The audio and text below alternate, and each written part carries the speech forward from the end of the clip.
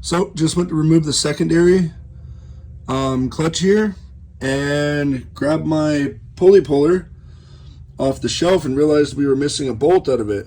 So took that bolt out, went over to the bolt bin, found one that was relatively similar. I'm just, if it'll focus here, I'm just wire wheeling it up.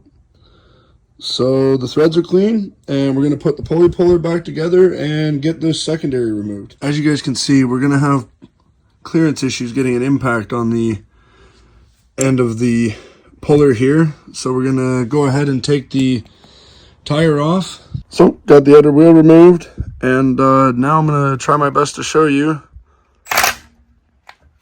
It just takes a little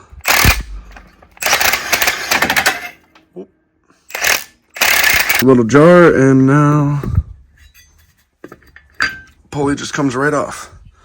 I can get access to 3 bolts here and the 4 bolts there to take the cover off, which I need to get out of the way to get to the mounts that are in here to pull the motor and trans apart to get the motor out. The trans is also coming out, but we got a bunch of other stuff down here and a couple mounts back here, or a mount back there to deal with. So after we remove the 3 bolts here, the 4 bolts right here, and there is one 10 mil down here. Well, they're all 10 mils, sorry, but there's a 10 mil there. You also have a 10 mil right here with a 10 mil nut on the back that's bolted into here that holds all your wires going to your motor. Now this should just, got a little bit of fighting back here on the pipe. Just gotta get some of this stuff up out of the way. Just wiggle it around. Yes, there we go. Back of the covers out of the way. Yeah, there's still quite a bit of mud in here. I did my best to try and wash it, but you know how it is.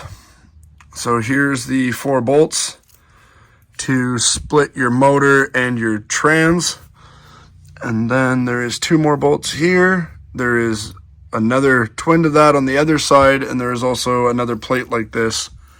I don't know if you can see it, it's in there. It's on the other side as well.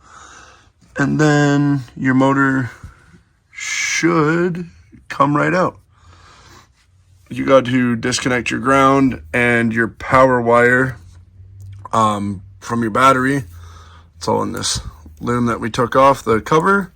You can see I got the brackets removed off of both sides of the motor and trans. As you can see, the motor is actually sitting down on the skid plate now. I got the 4 bolts removed out of here.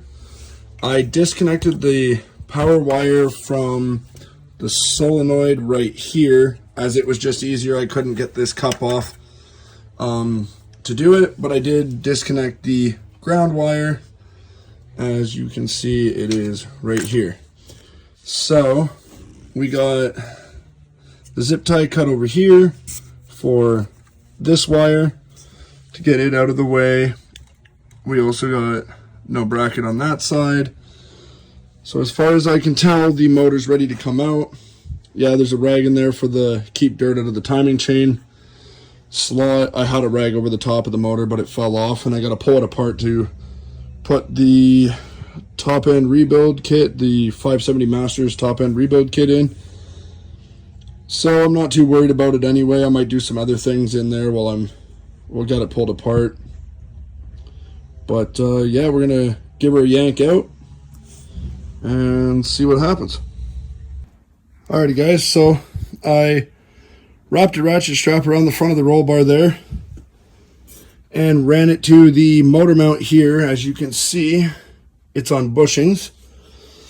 So I had to ratchet strap that forward to be able to wiggle the motor out enough, or around enough, sorry, to get it out of the bracket and be able to clear the oil filter bracket here, as well as I got the positive wire a little caught between the trans, but it's fine, it's just the cap. But it is out. And it's time to go on the bench to get pulled apart for a rebuild.